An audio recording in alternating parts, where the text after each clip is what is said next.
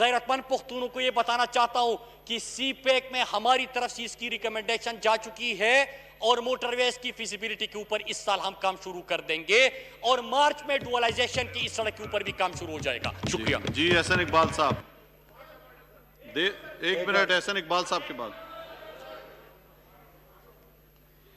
जनाब स्पीकर, दे रहे हैं आपको, सबको मिलेगा जी। पॉइंट नाम आए हुए हैं सबके मेरे पास।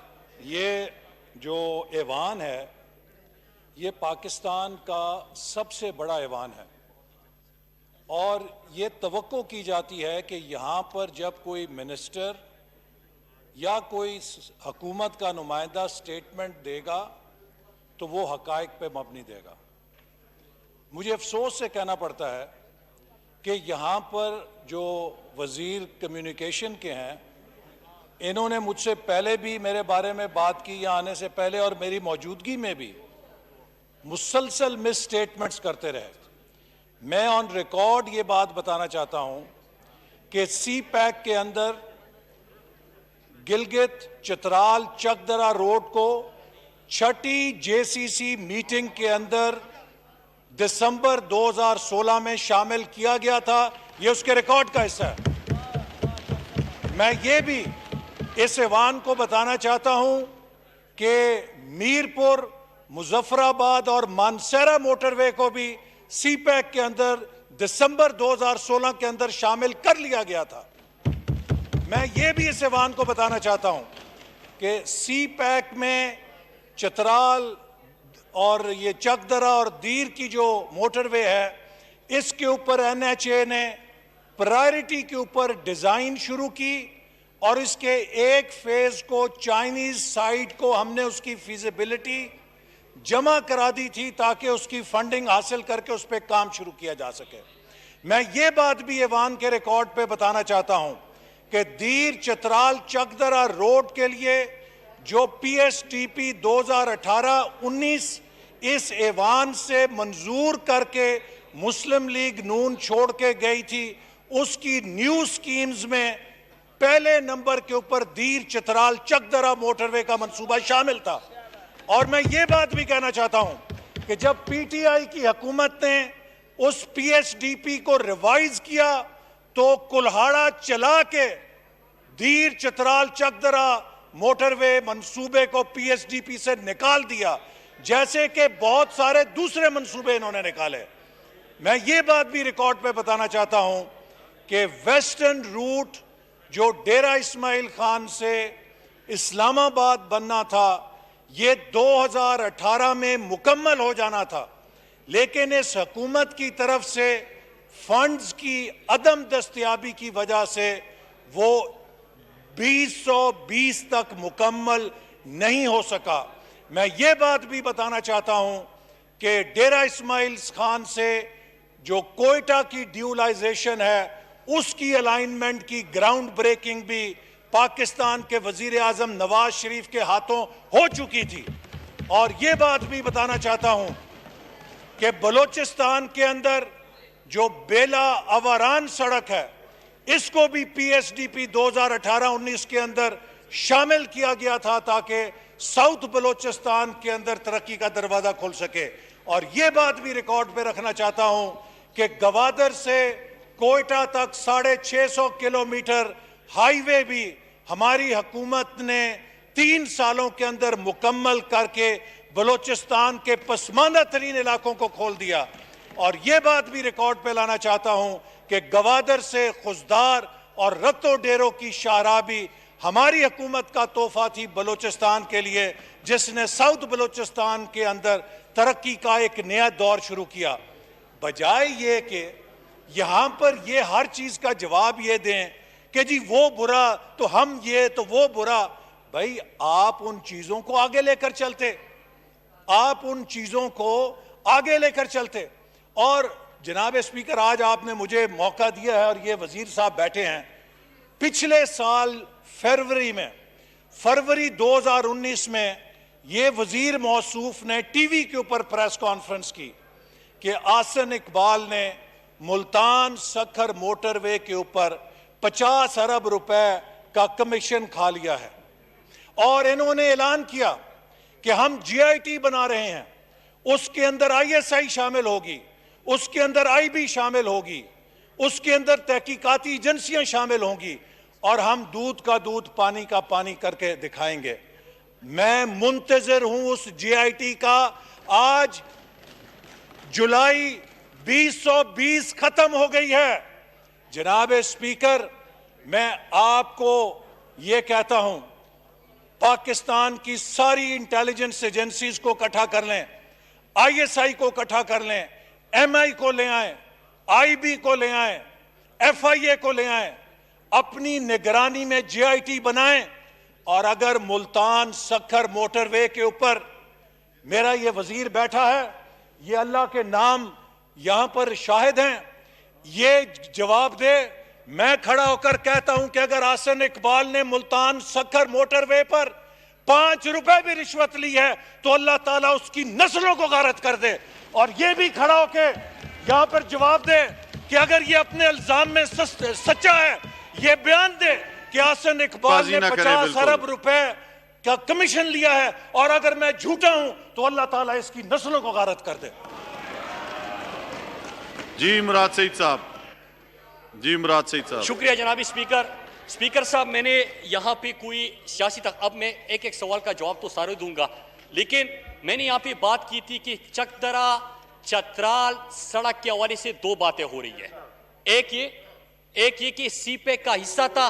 जनाब स्पीकर, जनाब बात करने थे, मैं कोई आपकी पूरा मौका दें जी बोलने का, आपस में बर्दाश्त के साथ, तहम्मुल के साथ बातें सुने। जी स्पीकर साहब, पहली बात इन्होंने ये की कि 2016-17 में इनका आखिरी साल का PSDP आपके सामने रखता हूं इनकी तरफ से, और ये मैं कम्युनिकेशन मिनिस्ट्री और NHA का पूरा रिकॉर्ड लेके आया कि 2 चीजें जो हो रही है, और रिकॉर्ड मैं आपको भी दे देता हूं और इनको भी दे देता हूं, कि ये बात हो रही थी कि ये मोटरवे था। नंबर 2 कि ये CPEC में शामिल था, क्योंकि पिछले साल जब मैं JCC में गया तो मेरी तरफ से जो रिकमेंडेशन दी गई थी वो चकदरा चतराल में खुद दे चुका हूं स्पीकर साहब। तो 2016 में इन्होंने कैसे CPEC में शामिल कर दिया था? अभी भी CPEC में शामिल नहीं है, रिकमेंडेशन गई है और मुराद सईद के सिग्नेचर से गई है स्पीकर साहब। दूसरी बात, और मैं लेके आया हूं स्पीकर साहब अपने पास, दूसरी बात स्पीकर साहब, इन्होंने कहा कि हमने यहां पे मोटरवेज की मैंने बात की थी, इनकी तरफ से ये आखिरी साल का PSDP है, PSDP नंबर 118, मैं कम्युनिकेशन डिवीजन की बात कर रहा हूं, इसमें ये वाइटनिंग है इस सड़क की, और इन्होंने कहा कि हमने निकाला है ये 2021 की PSDP है और इसमें 104 नंबर पे चकदरा चतराल शामिल है स्पीकर साहब। ये दोनों मैं आपके हवाले कर देता हूं। अब मैं आता हूं स्पीकर साहब, इन्होंने CPEC के हवाले से भी बात की और इनके इल्जामात के ऊपर भी मैं आता हूं, और पूरे में तफसीलात आज ऐवान के सामने अल्लाह ने मौका दिया कि मैं ऐवान के सामने भी रखूं। स्पीकर साहब, पहली बात ये कि हम अपोजिशन में थे, क्या वजह थी कि परवेज खटक उठते हैं और वो कहते हैं कि हम आपको यहां पे कोई इजाजत भी नहीं देंगे अगर आप हमारी सूबे को इग्नोर करेंगे। क्या वजह थी कि सवाबी में उस वक्त के खैबर पख्तूनख्वा के स्पीकर असद कैसर तमाम पार्टियों को इकट्ठा करते हैं, हम सवाबी में इमरान खान उस वक्त सवाबी में जलसा करते हैं और मुतालबा एक होता है कि चतराल GB, चकदरा चतराल, कोहाट डीए खान जोब कुचलाक मगरिबी सड़क, क्योंकि शॉर्टेस्ट रूट था। आपने CPEC में सिर्फ वादे किए थे, मीटिंग में बैठते थे, लेकिन CPEC के जो डॉक्यूमेंट सामने आए उसमें नहीं था। हम क्यों जलसे और दर नहीं कर रहे थे? आपने शामिल नहीं किया। इस वक्त जनाब स्पीकर, कोहाट डीए खान सड़क उस वक्त भी मोटरवे मंजूर नहीं हुआ था। अभी हमारे दौर में उसकी फिजिबिलिटी के ऊपर काम हो रहे हैं, तो मौसूफ ऐलान कैसे कर सकते हैं? हम अभी फिजिबिलिटी के ऊपर काम कर रहे हैं, हमने मंजूरी दी है उसकी। स्वात मोटरवे की दूसरी फेज की कमर्शियल फिजिबिलिटी हमने खुद की, और इस साल की PSDP में हमने वो प्रोजेक्ट रखा है कि वो हम मोटरवे बनाने जा रहे हैं। चकदरा चतराल पिछले साल मैं खुद CPEC में JCC में बैठ के उसकी रिकमेंडेशन देता हूं चाइनीज साइड को कि पाकिस्तान की तरफ से ये CPEC में शामिल कर दे, तो आपने कहां पे मंजूरी दी थी? जनाब स्पीकर, डीए खान जोब कुचलाक, अभी तो हमने उसके ऊपर काम ही शुरू नहीं किया। पिछले JCC में उसकी मंजूरी तो पिछली JCC में हो गई। आपने कौन से बैठ के जो भी बंदा बात करे कि पाकिस्तान कब बना था, कहते कि नवाज शरीफ ने बनाया था, ये सब उठ जाते हैं। कोई भी कहे कि ख्वाब किसने देखा था पाकिस्तान का, कह रहे कि नवाज शरीफ ने देखा था। जनाब स्पीकर, ये चीजें छोड़े और मैं आपको यहां पे ये तमाम डॉक्यूमेंट्स आपके हवाले करता हूं। स्पीकर साहब चैलेंज करते हैं, इसको चैलेंज कर दे, लेकिन खुदारा मैं यहां पे अपने लोगों के लिए, दिरलूअर, अपर और चतराल के लिए खड़ा हुआ था कि आपने तो सीपैक में रिकमेंडेशन तक नहीं दी, वो मेरे सिग्नेचर से गए। स्पीकर साहब, हमने क्वाड ये खान की फिजिबिलिटी बना दी, पूरा गिलगित से लेके मगरिबी रूट, हमारे पसमानदा जुनूबी अजला, फिर बलूचिस्तान की सड़कें, ये तमाम कौन कर रहे हैं? हमारे दौर में हो रहा है। अगर मैं आपकी तरह फीते नहीं काटता, रोजाना फीते काट के, क्योंकि ये मेरे पैसे से थोड़े बन रहे हैं। स्पीकर साहब, 2 साल इनके आखिरी और 2 साल हमारे आखिरी पहले हमने क्या किया? स्पीकर साहब, 48% इनसे सड़कों की एग्जीक्यूशन हमारी ज्यादा हुई है, 48% पहले 2 साल में। स्पीकर साहब, अब मैं आता हूं मौसूफ के बातों के ऊपर। मैंने 5 सवाल किए थे स्पीकर साहब, और आज तक मैं इंतजार कर रहा हूं। पहला सवाल मेरा यह था कि जावेद सादिक का क्या किरदार था इस प्रोजेक्ट के मंजूरी में? जनाब स्पीकर, यह सवाल मैंने कोर्ट में भी किया। सुने आप, सुने सुने सुने सुने सुने सुने खामोश रहे, खामोश, सुने सुने, हौसला हौसला हौसला, खामोशी से सुने, खामोशी से सुने। देखिए डिबेट हो रही है, डिबेट को डिबेट की तरह लें, खामोशी से सुने। अब स्पीकर साहब आगे सुनिए। देखिए सच में बड़ी ताकत होती है। अब मैंने एक जुमला बोला, कुर्सी से उठ गए। स्पीकर साहब खामोश रहे, नारेबाजी ना करें। मैंने पहला सवाल ये किया था कि जावेद सादिक का इसमें क्या किरदार था। मैं आज ऐवान के सामने भी पूछ रहा हूं कि जावेद सादिक का इसमें क्या किरदार था। दूसरा सवाल मैंने ये किया कि सीपैक का फ्रेमवर्क एग्रीमेंट 2015 में साइन हुआ था। सीपैक का फ्रेमवर्क एग्रीमेंट 2015 में साइन होता है। इनकी हुकूमत बनती है 5 जून 2013 को, और 5 जुलाई 2013 को कंपनी जाके साइन करते हैं।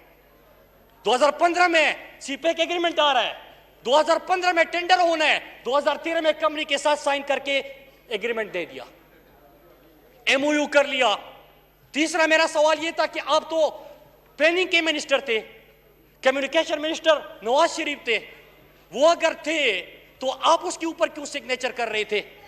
जब एमओयू एनएचए ने नहीं शुरू किया, इनिशिएट नहीं किया, जब मिनिस्ट्री ऑफ कम्युनिकेशन ने नहीं किया, तो आप कैसे खुद जाके जावेद सादिक जैसा बंदा किसी को उठा ले, उनको कहे कि फ्लैग कंपनी के पास भी चले जाए? मतलब बैरूनी मुल्क दौरा हो रहा है स्पीकर साहब, और आप मुल्क के बादशाह की बजाय, सदर की बजाय कंपनी के पास चले जाए और वहां पे एमओयू करने के प्रोजेक्ट आपका हो गया। ये कहां पे होता है स्पीकर साहब? फिर उसके बाद एक और सवाल था, इन्होंने जवाब दिया था टीवी मुजीबुर रहमान शामी के प्रोग्राम में। इन्होंने कहा कि असल में वो नवाज शरीफ ने मुझे कहा था कि साइन कर लो। मतलब ये भी अब उनकी तरह बेटों से सवाल हुआ था नवाज शरीफ के, उन्होंने कहा कि मेरे वालिद से पूछो। इन्होंने भी अपने लीडर के ऊपर डाल दिया कि उससे पूछो, मुझसे क्यों पूछते हो? प्रोग्राम में कहा है कि उससे पूछो, उसने मुझे कहा था कि साइन कर दो। फिर आगे सुनिए स्पीकर साहब, मेरा चौथा ये सवाल था कि 242 अरब और 258 अरब एक प्रोजेक्ट की कास्ट थी, वो आप क्यों लेके गए 292 अरब तक, और फिर 16-18 अरब तकरीबन जो है वो आपने एक्सेप्शन वगैरह दे दी? मैंने ये सवाल किया था, मैंने पूछा था ये 50 अरब किधर गए? स्पीकर साहब, इन्होंने मेरे ऊपर डिफेमेशन का केस किया और ये सोच रहे थे कि मुराद भाग जाएगा। मैंने जवाब भी दिया और उल्टा सवाल पूछे, 2-3 दफा इनको बुलाए, ये कोर्ट में पेश नहीं हुए। स्पीकर साहब नारेबाजी ना करें, नारेबाजी नहीं करें, स्पीकर साहब बिल्कुल नारेबाजी ना करें। सुने, कोर्ट कहते हैं, कोर्ट में फैसला आता है, फैसला आता है कि चूंकि इस केस को आपने परसू नहीं किया, लिहाजा खत्म, आपका डिफेमेशन खत्म। आपने तो खत्म कर दिया, मैंने नहीं खत्म किया। मैंने फिर वीडियो तैयार करी, आपसे फिर सवाल पूछे और आपसे पूछे कि मुझे इसके जवाब दीजिए। स्पीकर साहब अब आते हैं डेट कमीशन के ऊपर। स्पीकर साहब, मैं चूंकि इनसे सवाल करता हूं और ये सीधा चले जाते हैं कहीं और पे, मुल्कों के नाम लेते हैं कि मैं ताल्लुकात खराब कर रहा हूं। जनाब, मैं तो आपसे, आपने जो पाकिस्तानी कौम को 50 अरब से ज्यादा का नुकसान पहुंचाया, मैं आपसे सवाल कर रहा हूं, आप उसका क्यों जवाब नहीं देते? मैं पूछ रहा हूं कि जावेद सादिक जिस तरह के शहबाज शरीफ का, उसका भी फ्रंटमैन था, उसके लिए काम कर रहा था, इसमें आपके लिए किरदार अदा किया, नवाज शरीफ के लिए किया, किसके लिए किया? मेरा यह सवाल है। तीसरा ये कि एनएचए और कम्युनिकेशन मिनिस्ट्री एक प्रोजेक्ट, एक एमओयू इनिशिएट नहीं करती, आप प्लानिंग में बैठे हो, जाके वहां पे साइन कर लेते हैं। 15 में टेंडर होने, 13 में ठेका दे दिया। ये कहां पे होता है स्पीकर साहब? ये कहां पे होता है स्पीकर साहब? इन्होंने किया है। और स्पीकर साहब रही बात इसकी, ये कहते हैं कि डेट कमीशन, मैं भी इंतजार कर रहा हूं और मैं आपको रिक्वेस्ट करता हूं स्पीकर साहब, आप यहां पे रूलिंग दे दे। आप पूछ ले कि जो डेट कमीशन ने गवाहान सामने पेश हुए थे, मुझे इंफॉर्मेशन है, मुझे ये भी इंफॉर्मेशन है कि कंपनी ने क्या जावेद सादिक का नाम वहां पे पुकारा है कि नहीं पुकारा। मुझे ये भी इंफॉर्मेशन है कि $15 मिलियन उस प्रोजेक्ट में किसको मिले हैं। मुझे ये भी इंफॉर्मेशन है कि पाकिस्तान को कितना नुकसान पहुंचाया गया। स्पीकर साहब, लेकिन रिटर्न रिपोर्ट के लिए मैं रिक्वेस्ट करूंगा, क्योंकि मुझे इंफॉर्मेशन है, मेरे पास रिपोर्ट नहीं है, रिपोर्ट लेके आए ताकि आपके डेट कमीशन में जिस तरह रोजाना आप तकरीरें करते हैं, कौम को पता चल जाए कि किस तरह आपने कौम के साथ ज्यादती की। आखिरी बात स्पीकर साहब, एक और चीज की गई कि हमने बड़े मोटरवेज मंजूर किए थे। कोई भी सड़क का नाम ले लो, मौसूफ कहते हैं कि हमने मंजूर कर दिया था। स्पीकर साहब, अगर मंजूरी की बात है, मैं आपको एक चीज बताऊं कि इस PSDP में और 5-7 जो हमारा PSDP प्लस प्रोजेक्ट शुरू हो रहे हैं, स्पीकर साहब अगले 20-30 साल तक जो सड़कें पाकिस्तान में बनेगी, फिर आप कहोगे कि मुराद सईद ने की थी। हमने तो अमली किया, आपने क्या किया था स्पीकर साहब? DI खान में इंटरनेशनल एयरपोर्ट बनेगा, कोहाट में इंटरनेशनल एयरपोर्ट बनेगा। ये 50 अरब का आपका हुआ, लुटा दिया, आपके ऊपर लुटा दिए। ये बनू गए स्पीकर साहब, बनू में कहा कि यहां पे इंटरनेशनल एयरपोर्ट बनेगा, फिर स्वात चले गए स्पीकर साहब। और वो मंजर मैं नहीं भूलता, स्वात में ग्रासी ग्राउंड में खड़े थे, कहते कि मोटरवे इधर से जाएगा, उधर से जाएगा, कालाम तक जाएगा, चतराल तक जाएगा, पता नहीं किधर तक जाएगा। और ऐलान किया स्पीकर साहब, मोटरवे हमने बनाया, कालाम सड़क हमने बना दी, चकदरा चतराल को मोटरवे हमने दे दी, चतराल GB को हम देंगे इंशाल्लाह मोटरवे, कोहाट ये खान की हमने मंजूरी दे दी, ये खान जो गुजरात हम बना रहे हैं, क्वेटा से फिर कराची तक जा रहे हैं। स्पीकर साहब, पाकिस्तान का मगरिबी रूट का ख्वाब हम पूरा कर रहे हैं। स्पीकर साहब, ये दावे और ये जो झूठ होता है ना स्पीकर साहब, इस ऐवान के अंदर मैंने सिंपल सी एक बात की थी और मैंने रिकॉर्ड लेके आया था। आप यहाँ पे खड़े होके जिस तरह के रोजाना बाहर जाके प्रेस कॉन्फ्रेंस करते हैं, उन लोगों के सामने करे जो आपका जवाब नहीं दे सकता, उन लोगों के सामने करे जो आपके झूठ नहीं पकड़ सकता। मैंने आपके मुंह पे आपका झूठ पकड़ा, आप कोर्ट से भाग गए थे। मैं फिर आपको कहता हूं कि कोर्ट नहीं, हाई कोर्ट छोड़े, सुप्रीम कोर्ट आ जाए, मैं आपका सामना करूंगा और मैं साबित करूंगा कि किस तरह आपने मेरे मुल्क के अरबों रुपए को नुकसान पहुंचाया था। स्पीकर साहब, सिर्फ ये नहीं, सुनिए, आखिरी सुनिए स्पीकर साहब, अब मौसूफ ने एक बात की कि मेरे ऊपर इल्जाम लगाया था, अल्लाह के नाम है। स्पीकर साहब, डरे अल्लाह से। मैंने सिर्फ ये नहीं, इनके भाई को जो पाकिस्तानी कौम का पैसा उनके ऊपर लुटाया गया, मैंने इनके ऊपर भी नैब में केसेस किए हैं, मैंने वो भी दिए हैं। स्पीकर साहब, मैं इस तरह पीठ पीछे से वार नहीं करता, झूठ नहीं बोलता, आपके सामने कह रहा हूं कि जिस तरह शहबाज शरीफ ने आपके भाई को बुलाया, पहले टास्क फोर्स का चेयरमैन लगाया, वो चेयरमैन का टास्क फोर्स का नोटिफिकेशन भी मैंने निकलवाया, और फिर कहते हैं कि हार्टिकल्चर के ठेके देने हैं। किसको देने हैं स्पीकर साहब? कोई टेंडर नहीं, कोई यहाँ पे कोई उसकी भूली नहीं, कोई प्रोसेस नहीं, कोई पेपर नहीं। शहबाज शरीफ के मिनट पे मेरे सामने मैंने केस में दिए हैं कि वो कहते हैं कि लुटा दो इनको, ऊपर इनको दे दो। ये खिदमत कर रहे थे स्पीकर साहब, उनकी ये खिदमत करते हैं। इसलिए क्या होता है स्पीकर साहब कि खुद भी ये मैं कभी कभार सोचता हूं स्पीकर साहब, अभी जिस तरह जज्बाती हो कि यहाँ पे आ गए कि रिकॉर्ड नहीं होगा, मैं रिकॉर्ड हमेशा फिंगर टिप्स पे याद रखता हूं। स्पीकर साहब, ये मैं हमेशा सोचता हूं स्पीकर साहब कि क्या वजह है कि अगर एक बंदे ने अपने लिए इतनी बड़ी बड़ी जायदादें बनाई हुई है, तो मैं तो उसकी कब्र में नहीं जाऊंगा। मैं क्यों उनको सपोर्ट कर रहा हूं, या कोई और उनको क्यों सपोर्ट करेगा? कि अगर उनकी करप्शन के केसेस है तो वो जवाब दे। मैं इसके ऊपर सोचता था, मैं हमेशा पानामा केस को देख के भी सोचता था कि यार कैसे लोग होते हैं कि लूटा किसी और ने है, उनके बच्चों को नवाजा है, बाहर जायदादें बनाई है, और यहाँ पे आके ये अपने कब्र में जाएगा। अपने बच्चों का मुस्तकबिल क्यों तबाह करते हैं? स्पीकर साहब, बाद में पता चला कि शरीफ कोई इस तरह नहीं होता, टाई और सूट लगा के यहाँ पे आ जाते हैं, 2-3 अल्फाज अंग्रेजी के बोल लेते हैं और इस तरह बड़ा खुद को अरस्तु समझने लगते हैं कि मैं ठीक हूं। स्पीकर साहब, हकीकत ये है कि भाई को ठेके नवाजे गए, रिकॉर्ड है, केस में दे चुका हूं। और रही बात ये कि मुल्तान शक्कर, अगर मुल्तान शक्कर में अगर 1 रुपए की चोरी हुई, स्पीकर साहब, क्या नेब में ये केस नहीं चल रहा? क्या ये मैंने बनाया है? नेब में केस तो मेरे दौर से पहले बन चुका था। आपकी हुकूमत थी, ये चीज नेब में चली गई थी। ये केस जब मैंने पहली प्रेजेंटेशन ली, मैंने तो ये FIA को ये केस भेजा था। मुझे तो वहां से पता चला कि इन्हें में भी केस चल रहा है। वहां पे जाके आप जवाब दे दे।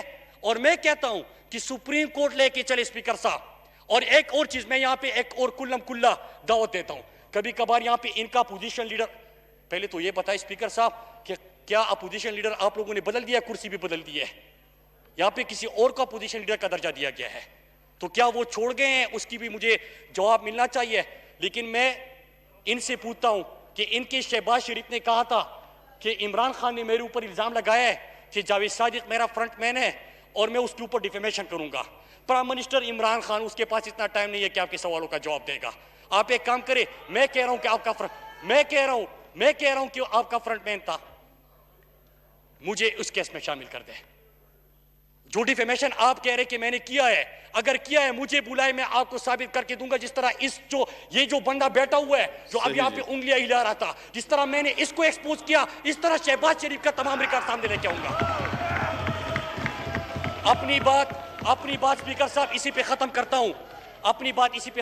स्पीकर साहब, कि इनकी कोई भी गुफ्तगू हो, कोई भी चीज हो, अगर हाउस में आके इस तरह झूठ बोला जाएगा, वो गलत है। और जो कुछ मैंने कहा उसका रिकॉर्ड मैं आपके हवाले करता जा रहा हूं। सही जी, जी जी जी, पर्सनल एक्सप्लेनेशन दें जी एहसन इकबाल साहब। स्पीकर, मैंने बड़ी सिंपल सी बात की थी। मैंने कहा था कि मुझ पे वजीर मौसूफ साहब ने, शायद ये मेरी जबान नहीं समझे, इनको शायद कादर पटेल साहब की जबान ही समझ आती है। मैंने तो सादा उर्दू में ये कहा था कि अगर आप मेरे पे इल्जाम लगा रहे हैं तो आप यहां पे खड़े होकर नारेबाजी ना करें, आप नारेबाजी नहीं करें, बिल्कुल। आप खड़े होकर ये कहें कि मैंने 50 अरब रुपए का कमीशन लिया है और मैं अपने इस इल्जाम में अगर झूठा हूं, अगर मैं गलत हूं, तो मुझ पे अल्लाह की लानत हो। और मैंने यहां पे खड़े होकर कहा कि अगर मैंने इस मंसूबे में 5 रुपए भी कमीशन लिया हो तो अल्लाह ताला की मुझ पे लानत हो। ये एक सिंपल बात की थी। अच्छा, अब इन्होंने चूंकि सवालात उठाए हैं, मैं उन सवालात का जवाब देना जरूरी समझता हूं ताकि लोगों को क्लैरिटी हो जाए।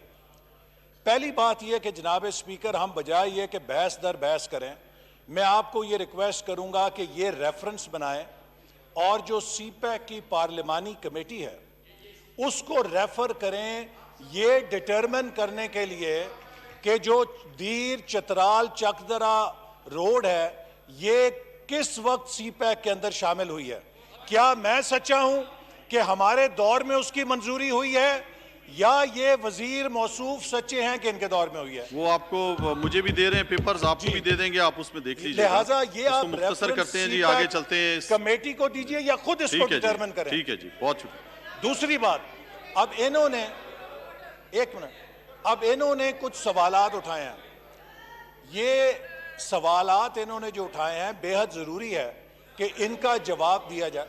अब खामोशी से सुनो, जनाब इनको खामोश कराएं। आपस में बातचीत ना करें, हौसले और सब्र के साथ एक दूसरे को मौका दें बात करने का। जी एहसन इकबाल साहब। जनाब स्पीकर, ये इन्हीं बोहतानों की वजह से जो झूठे इल्जाम इस बेशर्मी के साथ लगाते हैं, उनकी नहुसत है कि इनकी हुकूमत दिन ब दिन नाकाम हो रही है। हकायक ये हैं कि जिस MOU का ये हवाला दे रहे हैं 2013 में जो साइन हुआ था, वो मुल्तान सक्खर मोटरवे का टेंडर नहीं था। वो ये MOU था कि जो चाइना की सबसे बड़ी कंपनी थी कंस्ट्रक्शन की, उसने प्रो बोनो ऑफर की, नॉन बाइंडिंग ऑफर की कि हम कराची से लाहौर मोटरवे के लिए फिजिबिलिटी स्टडी करना चाहते हैं at no cost to government of Pakistan and non-binding feasibility study, जिसकी हुकूमत पाकिस्तान पे कोई किसी किस्म की बंदिश नहीं होगी। आप मुझे बताइए, who would refuse such an offer कि अगर एक सबसे बड़ी चाइना की जो नंबर 1 कंपनी है वो कहती है कि हम at our own cost Karachi से लाहौर मोटरवे की फिजिबिलिटी स्टडी करना चाहते हैं, तो वेलकम, कोई आके कर सकता है। जो मुल्तान सखर मोटरवे है जनाब स्पीकर, ये मुआहदा हुआ 2015 में, इसका ठेका हुआ और 2014 के अंदर फ्रेमवर्क एग्रीमेंट हुआ। उस फ्रेमवर्क एग्रीमेंट में यह तय हुआ कि चीन की हुकूमत 3 कंपनियों का पैनल देगी, चाइना की हुकूमत 3 कंपनियों का पैनल देगी, वो 3 कंपनियां बिडिंग के अंदर हिस्सा लेंगी। अब इनमें सच सुनने की हिम्मत नहीं है, नारेबाजी ना करें, बिल्कुल इस तरह टाइम नहीं मिलेगा, बैठ जाएं सब्र के साथ, तहम्मुल के साथ, सबको टाइम मिलेगा।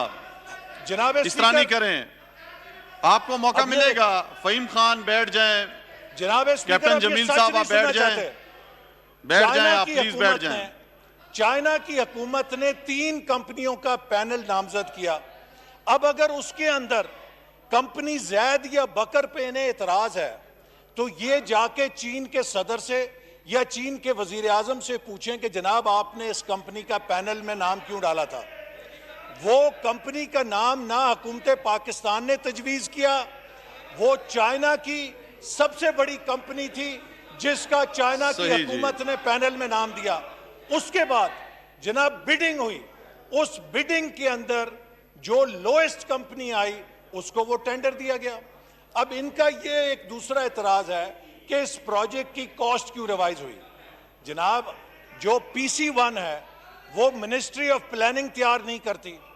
अगर उस PC1 की कॉस्ट रिवाइज हुई तो वो इसलिए हुई कि उसका स्कोप बदला और वो इनकी वजारत ने तैयार की, तो ये अपनी वजारत से पूछें जाके कि उसका स्कोप क्यों बदला गया, और ये चाइना से पूछें कि उस कंपनी को पैनल में क्यों शामिल किया गया। इन्होंने, सर आखिरी बात, इन्होंने पाकिस्तान और चाइना के CPEC मुआहदे का जो सबसे बड़ा फ्लैगशिप प्रोजेक्ट था उसको जब मुतनाज़े बनाया, उसके ऊपर झूठे इल्जामात लगाए, तो चीन की कंपनी मजबूर हो गई कि उसने अपने मिनिस्टर के खिलाफ बयान जारी किया, जो कभी दुनिया में नहीं होता, कि वो कॉन्ट्रैक्टर जो सरकारी कंपनी है चाइना की, उसने अपने मिनिस्टर को झूठा करार दिया कि ये झूठा इल्जाम लगा रहा है, और इन्होंने पाकिस्तान की बदनामी कराई। और फिर इस नारेबाजी ना करें, बिल्कुल बिल्कुल ये नारेबाजी ना करें, मिनिस्टर के बयान को लेकर नारेबाजी बिल्कुल ना करें, गौर से सुने। अमेरिका की नायब वजीर खारजा ने जो CPEC के खिलाफ बयान दिया, उसकी बुनियाद मिनिस्टर कम्युनिकेशन का बयान था कि CPEC के मंसूबों के अंदर करप्शन हुई है। जी, तो इन्होंने पाकिस्तान को नहीं, चाइना की दोस्ती को बदनाम किया है सिर्फ अपनी सियासत के लिए। जी अब्दुल अकबर चित्राली साहब, जी अब्दुल